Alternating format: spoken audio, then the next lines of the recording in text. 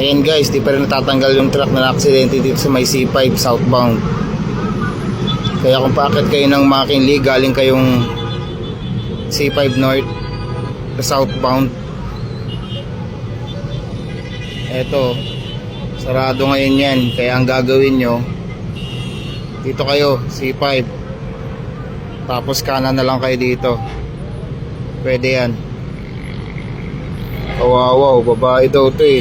Ito na aksidente na yan, oh. So ito ng motor niya, PCX yata. Buti na lang isang motor lang. Dami-daming motor dyan na abang, oh.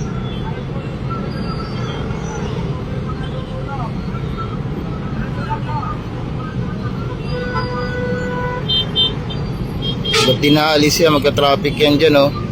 Para rush hour na.